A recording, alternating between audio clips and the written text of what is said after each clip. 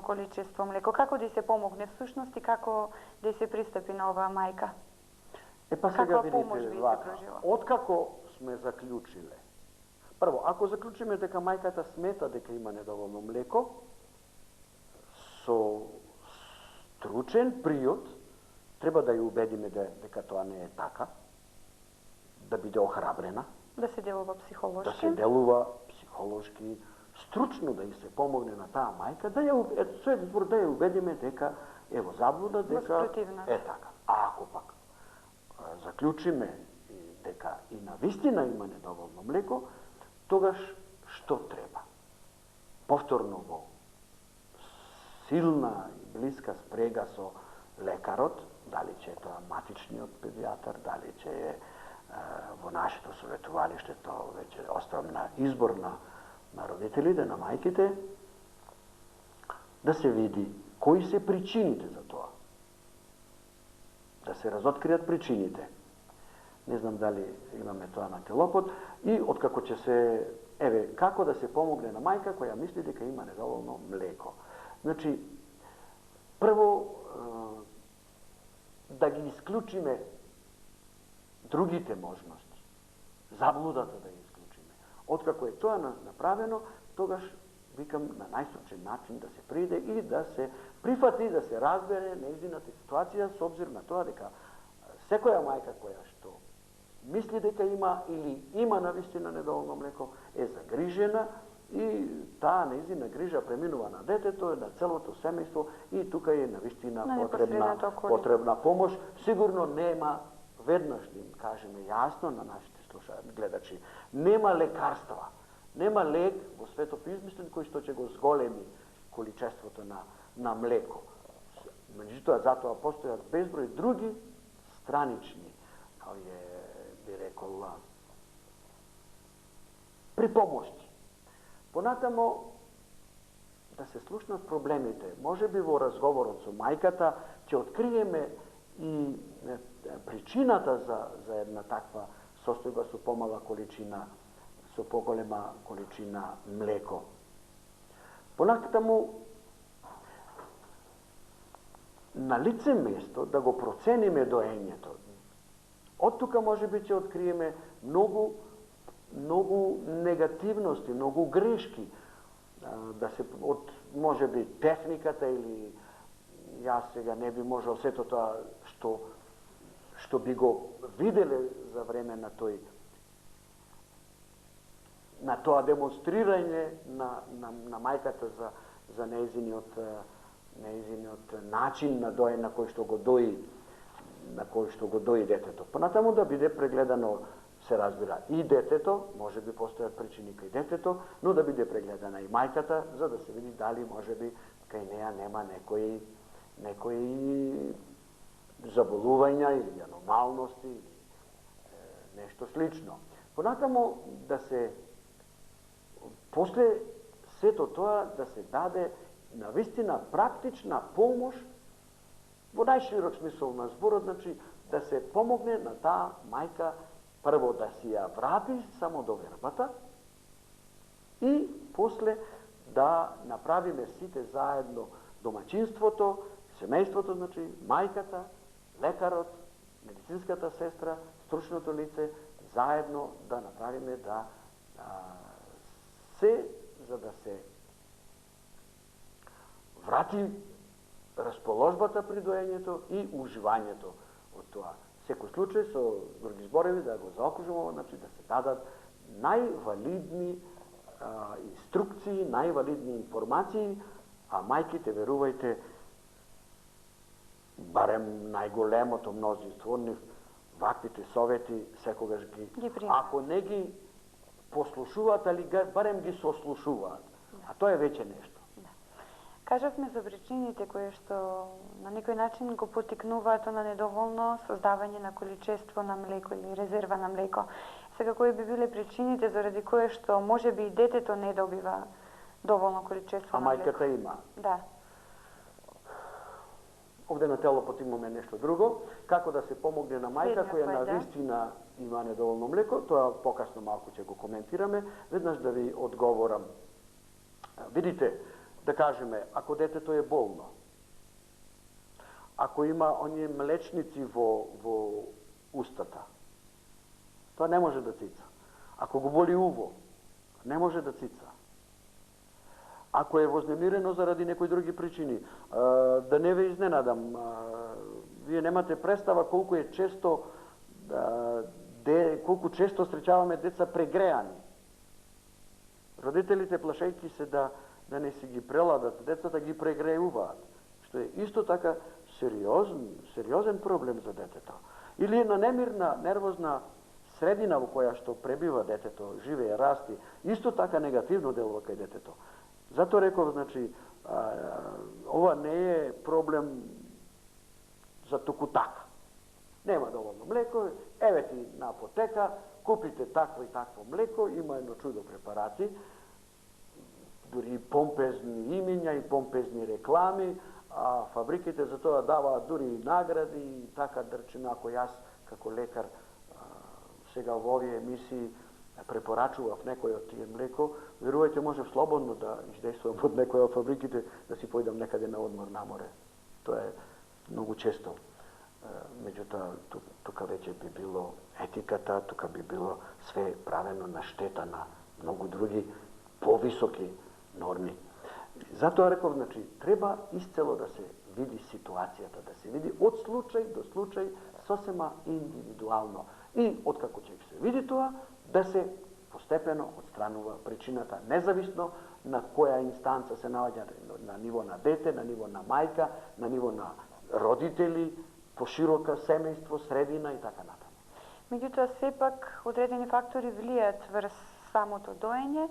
Ќе ги напоменеме, нели, кои се оние најчести фактори кои што влијаат да доењето, нели, да има недоволно млеко. Недоволно млеко. Па ево наброивме ние овие сите фактори кои што не влијаат и оние кои што влијаат кај мајката. Во некои моменти напоменавме, нели, употребата на практично шише и цуцла кои што делуваат, се вразуваат негативно. Добро ме подсетивте.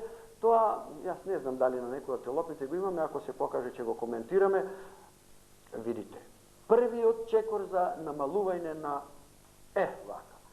Првиот фактор за намалување на успешноста на доењето, а со тоа и намалување на количината на млекото е точно цуцлата мамалка, лажачка и цуцлата со шише за доење. Јас многу пати кажав, дете кое што добива цуцли, независно какви, сега има најмодерни, силиконски, не знам какви, цуцла е цуцла, шише е шише, не е нешто природно. А не е мајка и дете. Да, и се што не е природно, нели негативно. Многу јасно. Тоа дете добива, дури и мајчино млеко да добива. Ние во едно од емисиите зборувавме предностите на мајчиното млеко, кои се, а кои се предностите на доењето. Затоа што дете кое што природно се храни со мајчино млеко и цица има едни предности, а дете кое што исто добива од својата лична мајка млеко, но преку шише, тоа е хендикепирано. Тоа, нека ми простат, многу мајки ќе бидат можеби навредени без таква намера.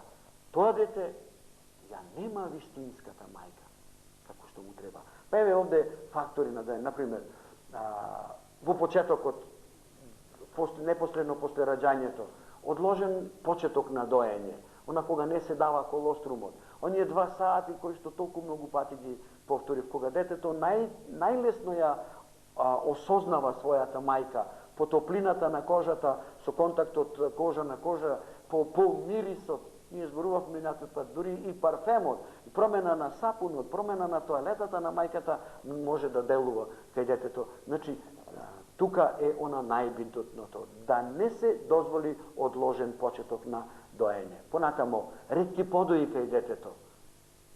Не тогаш кога сака. Ние порано имавме еден таков режим. Еден од придржателите и препорачувачите на тој режим бев и јас своевремено, кога викавме дека треба заради некои причини да му даваме на 3 сати доење на детето, па викавме навечер да биде последниот подој во 11, во 23 навечер, па да се чека до 5 часот собајле. Сето тоа е надминато. Сега викаме да му се дава на детето само да колку што сака и оноку кога што колку сака и кога сака, вклучувајќи и ноќе, а ние кажавме дека ноќе и мајката има повеќе млеко заради хормоните и така натаму, сега да не се повторуваме. Да.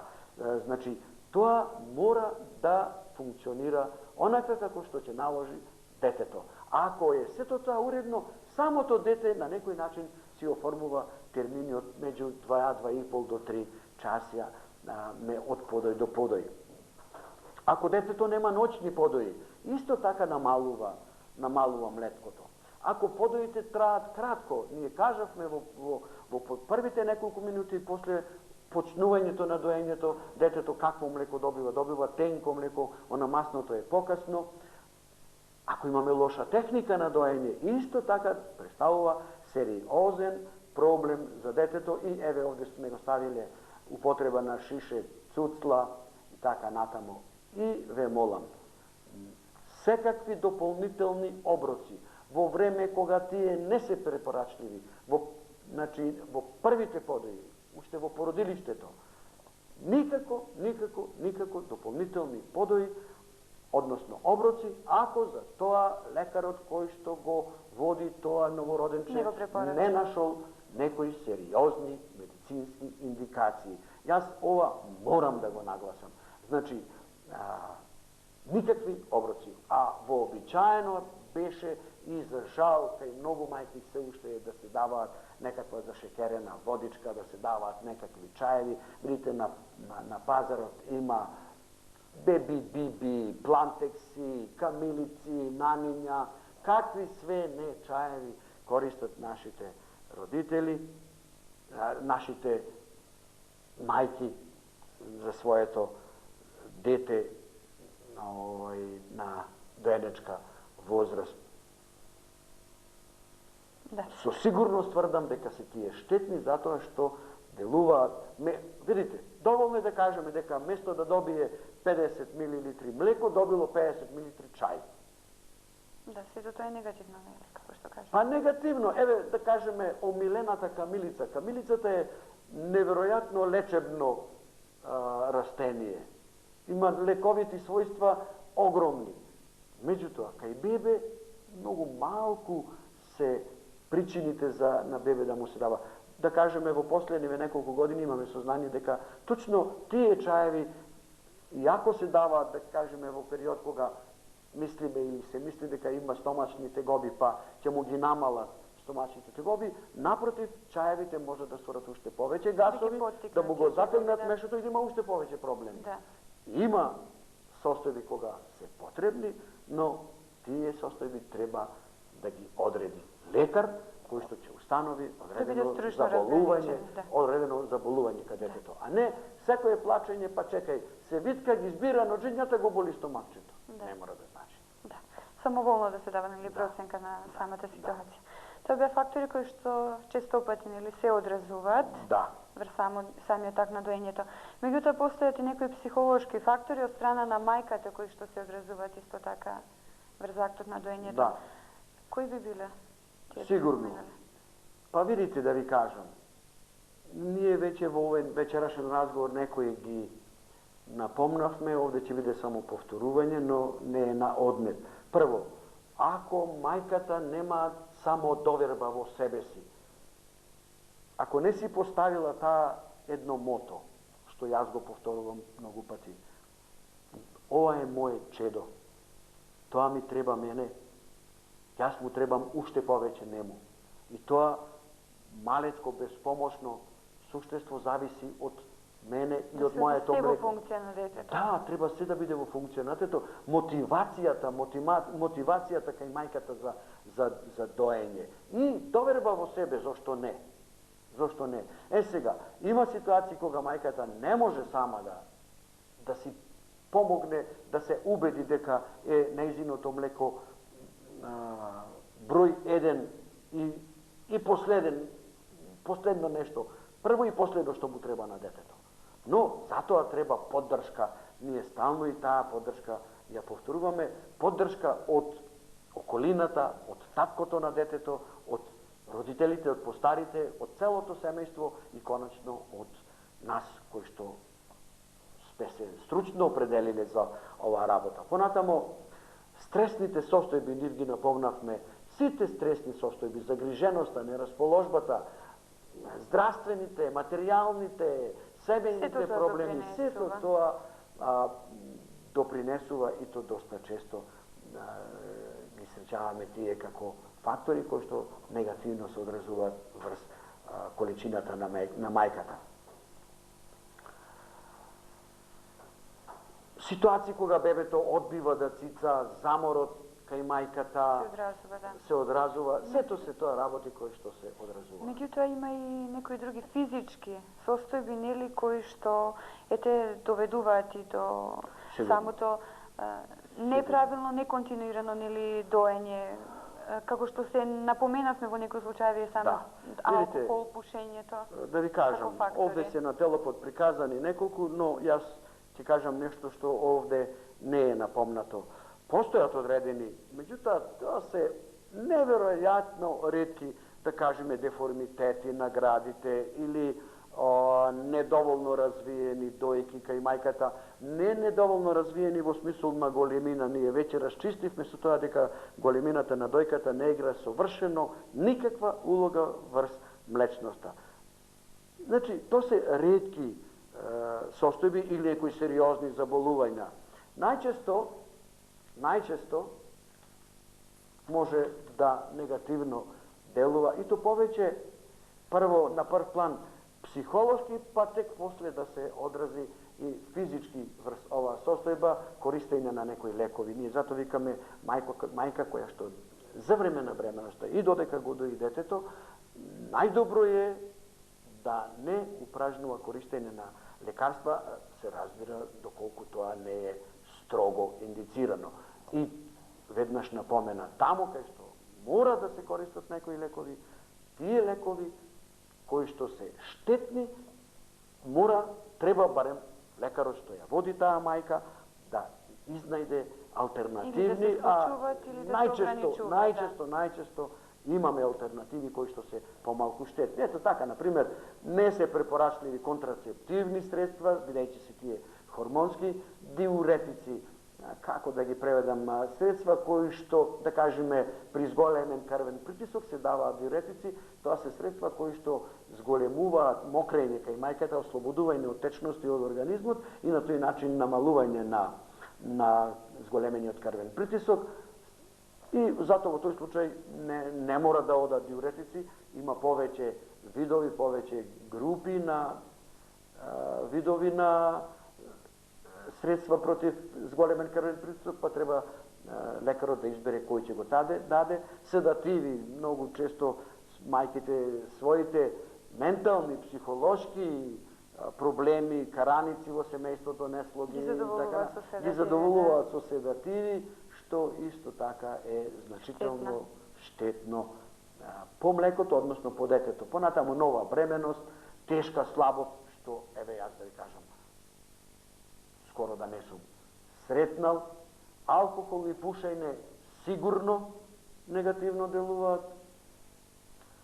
И она што во почетокот нешто кажав, слаб развој или неправилен развој на дојките е изузетно ретко. Ете, тие би биле тие фактори од прилика. И сега како друга од причините заради кои што може би бебето не добива доволно количина на млеко, би било нели и самата состојба на бебето. Кои состојби би биле алармантни? Епа вака. И тоа неколку пати го повторивме вечерва. Само ако има некакво заболување кое што му попречува нормално да се храни,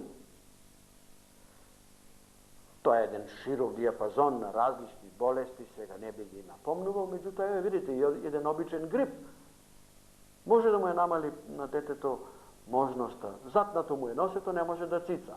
Тоа се нервира, мајката се нервира, заостанува млеко, набрекнува дојката, ние имавме една емисија, имаме ситуација на полни и преполнети дојки, маститиси и така натамо, тоа е круг.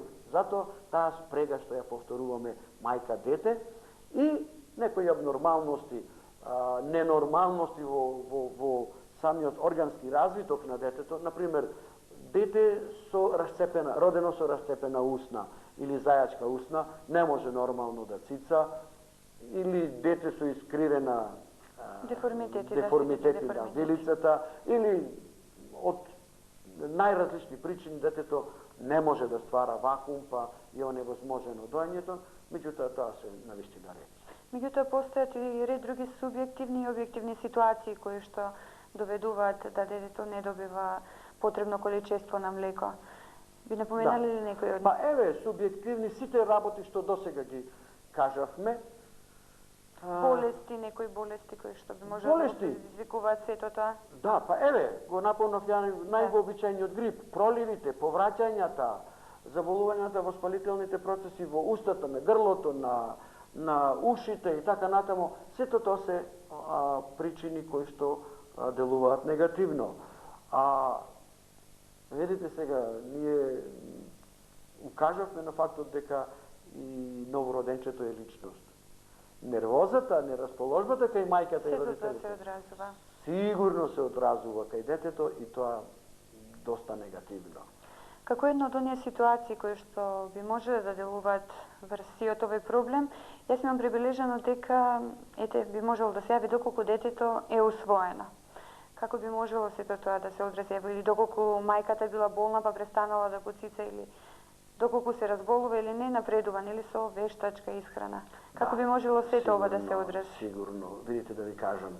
Еве, прво да одговорам на ова прашање што го напомнавте, усвоено дете. Јас веќе кажав дека се безброј случаи описани во нашата медицинска литература кога мајка што усвоила дете добила млеко.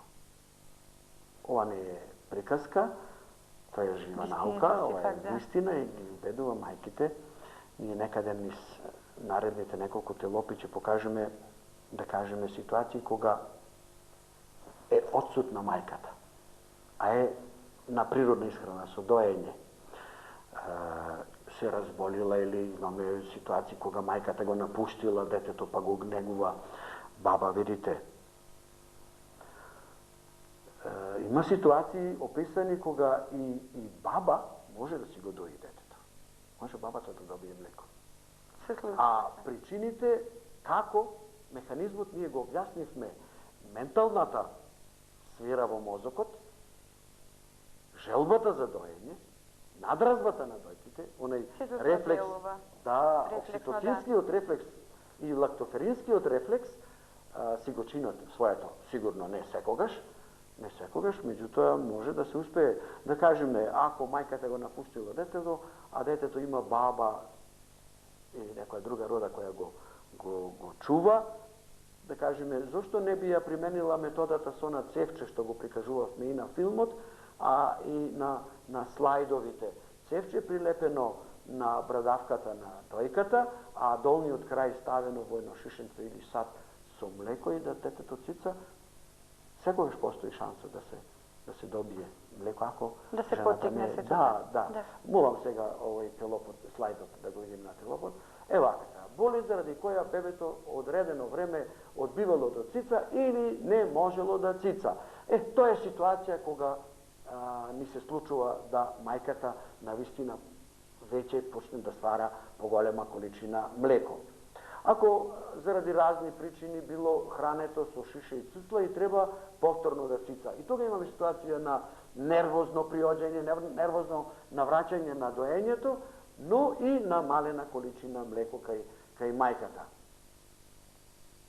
Ако често се разболува детето и нам напредува со вештачка исхрана, исто вештачка исхрана, викаме, заправо се мисли на исхрана мешана. И мајката си го дуи и добива друга дохрана, било правилно, било неправилно, исто во тие ситуации мајката добива помалку млеко. Сега, ако мајката била болна и еден одреден период престанала да го дои, тоа е исто така ситуација кога при повторното навраќање на доењето, мајката ќе има помалку млеко и еве вие ова последното што е написано го поставите на прво место, ако е детето посвоено. Да. Ето се тие посериозни ситуации. Да. И сега, кои ситуации како помош би можеле да ги искористиме, нели, а со кои што би можело да се влијае врз создавањето на нормално, доволно количество на млеко? Да. Ако и покрај сето, сите наши усилби, се установи дека на вистина детето не добива доволна количина млеко, тогаш прво што треба да се направи, тоа е да се оди на што е можно почести подои. Кажавме зошто. Понатамо, да има мајката правилна исхрана. Што подразбираме? Највообичаена, но да има многу млеко, многу течности, многу зеленчук, многу овоштие, многу белковини, многу риба, практично се она што е секојдневно на нашите трпези, но најбитно е да биде тоа редовно и уредно. Понатамо психички да се делува врз мајката, врз враќањето на емотивната смиреност и самодоверба кај мајката за доењето, сето тоа ќе помогне да се ако ништо друго, барем да се обидиме и да настојуваме да се поврати нормална доволна количина на млеко.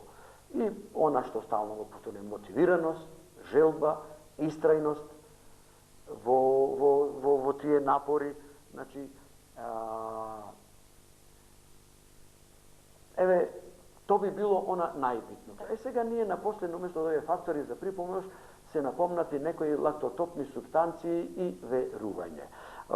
Различни народи, различни средини препорачуваат различна храна како лактотопна, како материи кои што може би, да не речем лекови, или како материи кои што може би го стимулираат доењето.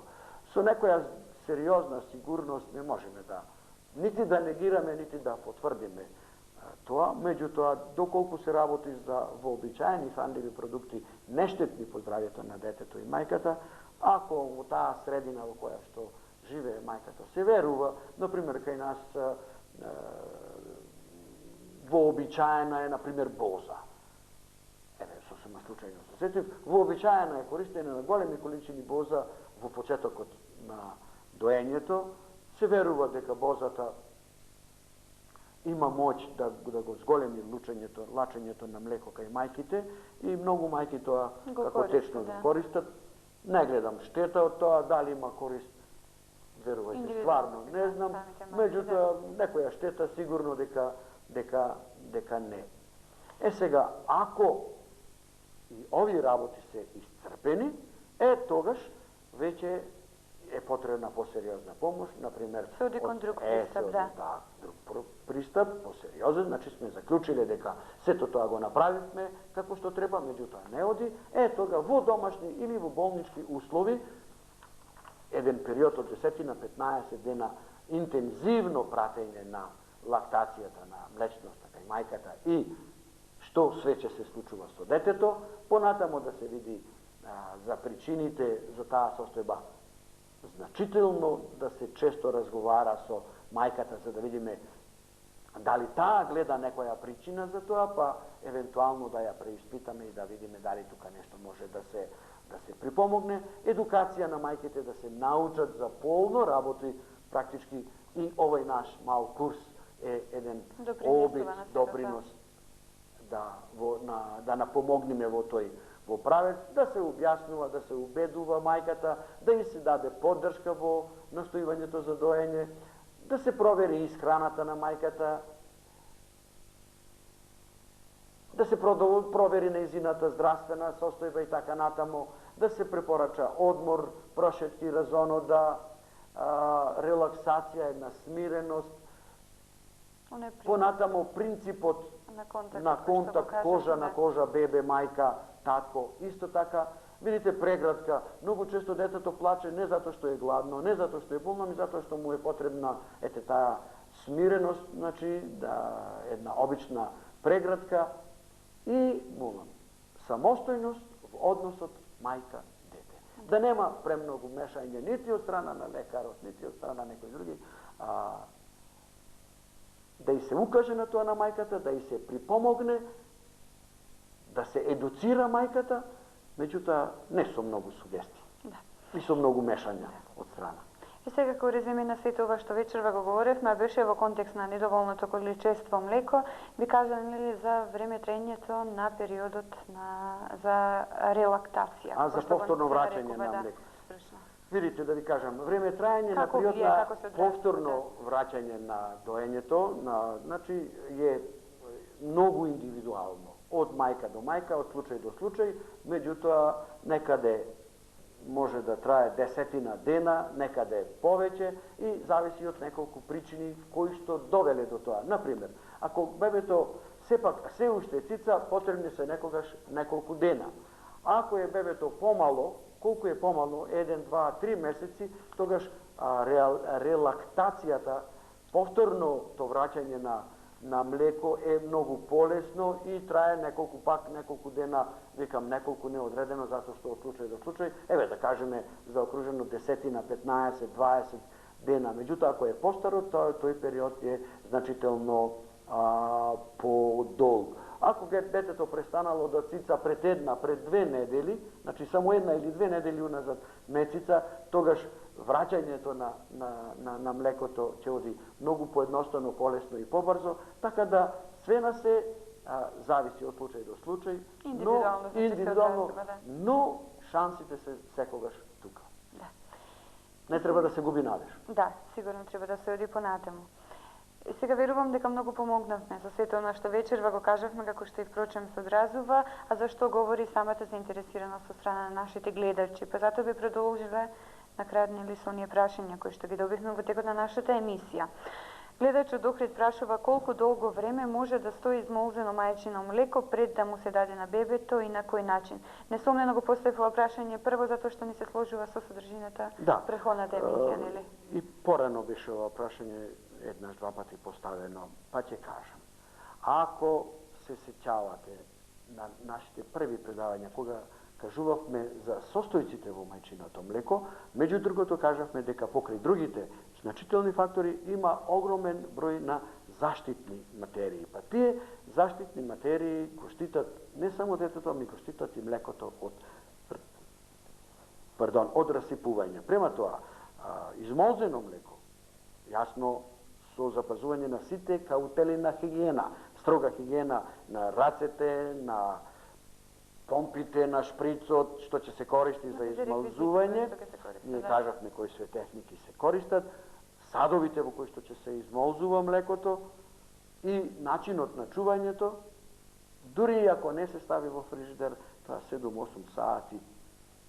Би можело со сета одговорност кажувам, може да се чува и без било каква опасност да му се даде на детето. Да. А има ситуации кога мора подолго да се држи, тогаш ќе треба да се пред да му се понуди на детето, никако да се фрла, да се проврие. Со тоа што да знаат тие што ќе ја користат таа метода, дека откако ќе зоврие неколку пати млекото, тоа ќе биде исправно, но ќе ја мени бојата, ќе добие некоја жолтеникава карамелова боја. Да не мислат дека е расипано. Тоа е употребливо. Друг гледач од Охрид прашува во колкав сооднос со мајчиното млеко нели е со кравиото млеко? Се мисли во однос на доењето или прихранувањето на детето? Сигурно се мисли тука во однос на квалитетот. Квалитетот нема дискусија. Да, ако мислел гледачот на како се вика, на квалитетот, тогаш нема споредба апсолутно, затоа што ние тоа многу убаво го окружувавме и на филмот, и на слайдовите, и на фолиите, набројувавме фактори кои што многу ги има во мајчиното млеко, а воопшто ги нема нити во кравското млеко.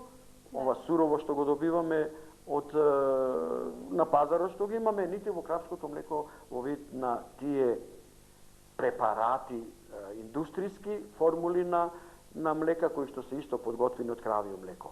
Ако мисли пак сооднос, да кажеме, ако се дохранува детето, ако добива покрај мајчиното млеко и кравско млеко, јас одма да ви кажам, не можам да одговорам од проста причина што треба да се знае колку млеко мајката му обезбедува свое на детето, колкава возраст има детето, какви димензии има, возраста, староста, тежината, должината и така натаму, и да се види, прво да се заклучи дека му фали мајчино млеко, и откако ќе се заклучи дека му фали, треба да се види колку. Нека почитуваните гледачи што го поставија прашањата повелат во нашето советувалиште, ние ќе видиме за тоа дали му фали и колку му фали на детето, и само тогаш можеме да кажеме колку треба да добива додатно кравско млеко. Да.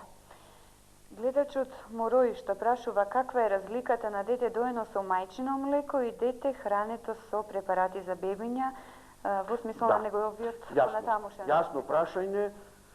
Веројатно гледачот не ги прател сите наши емисии, ние указавме на тоа дека, еве, ќе гледам најкратко да кажам, мајчиното млеко содржи заштитни и други фактори, кравското млеко, односно препаратите, не содржат. Можностите за загадување, за инфицирање и така натамо кај едното се никакви, кај овие кравското и другите се огромни, и конечно, дете хрането со мајчино млеко никогаш не е преслабо, никогаш не е предебело. За разлика од децата хранети на вештачки начин може да бидат или преслаби или предебели. Дебело дете не значи здраво дете. Да. Гледач од Охрид прашува, бидејќи има дете од 1 година и 10 месеци, повеќето мајки и сугерираат дека треба да го дои детето до 9 месеци, меѓутоа тој понатаму нормално цица. Дали е тоа добро и дали би било добро да го дои доколку би било можно? Сигурно до 2 до 3 години. Видите, ние уште во почетокот, кога одеше емисијата што треба да знае секое семејство за доењето, кажавме дека во никој случај нема штета. Тоа ќе има штета доколку е исклучително само на мајчиното млеко. Меѓутоа дете од година и пол, од 18 месеци натамо, тоа сигурно добива веќе и месо и манџичко и така да штета нема. Да. И уште последно прашање, гледач од Охрид прашува кој е најлесен начин за одбивање на 10 месечно сигурно бебе, меѓутоа при тоа да не се дојде до воспалување на дојките кај мајката. Нема да дојде до воспалување ако оваа мајка која има 10-месечно дете почне постепено, ако мора да го одбива. Пред се велиме ако мора да. Прво да се види дали мора да го одбие. Ако мора да го одбие, тогаш тоа мора да оди постапно, да ги разредчи подоите со тоа што, да кажеме, еден оброк доење ќе биде заменет со еден оброк друга храна. И на тој начин постапно, со обзир да самото дете ќе исцрпува помала количина млеко, помалку ќе цица и дојките ќе стварат помала количина млеко, и на тој начин лактацијата, млечноста на мајката постепено сама по себе ќе згасне. Никакво форсирање не се препорачува. Има некои лекарства што порано ние ги дававме, сега се, да не кажам, забранети. Има лекарства кои што 1, 2, 3 инjekции па млекото ќе престане, меѓутоа тоа се штетни работи и никако не би се препорачува. Да. Ете, ние го надминавме веќе терминот кој што беше предвиден за диапазонот, сигурно во корист на нашите гледачи. Некако навистина брзо ни тече. Не знам на гледачите како. Да, ќе кажат според реакциите, нели. Докторе, ви благодарам за учеството. Повторно ќе се видиме, нели, на 6 мај, кога ќе бидеме дел повторно 12-тото веќе издание на диапазонот. Вам ви благодарам за вниманието. Останете понатаму со програмата на АТВ и ќе се видиме во следното издание на диапазонот. Пријатна ноќ и пријатни мигови. Пријатно.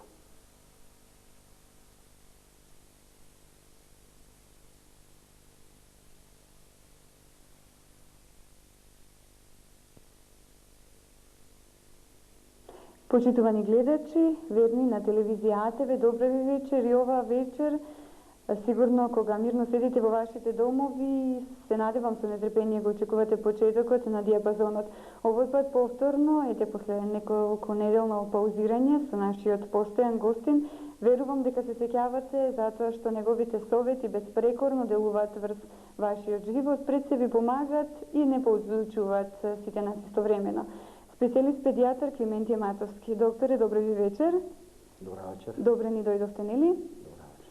И нели ете, како на самиот почеток, да си одиме во обичаено бона стандардна шема, како со која што ги водевме сите овие серии, емисии, нели кога ни гостувавте вие во диапазонот, ќе кажеме и вечерва за што ќе говориме.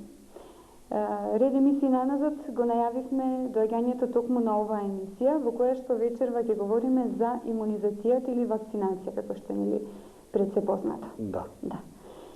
И сега нели на самиот почеток би кажале што всушност представува самиот процес на имунизација. Па еве уште еднаш поздрав до нашите, вашите гледачи. Веднаш во почетоков сакам да кажам дека вечерашниот наш разговор треба да представува некакво заокружување на циклусот на разговори, на предавања што ги имавме во изминатиот период, кои што се однесува исклучително на доењето, и ние како наслов на целиот овој циклус ставивме едно благородно име, да речам, промоција на доењето. И со тоа некако со претходната заокруживме, меѓутоа чувствував потреба да кажам дека нешто што е од особено значење за здравјето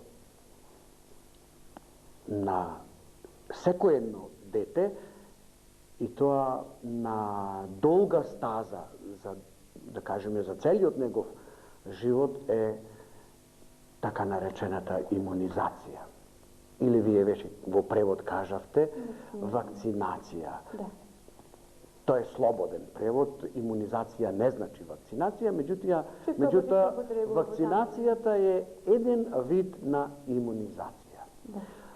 Па ако веќе со овој вовед завршивме на некој начин, јас би сакал со неколку зборови да објаснам што е тоа имунизација, па би замолил од режија првиот слајд да го видиме. Со имунизација детето се заштитува од некои опасни заболувања. И тука ќе застанеме. Што тоа значи практично објаснето? Кога еден жив организам се разболува од некоја инфективна болест, од инфективно заболување, а инфективните заболувања се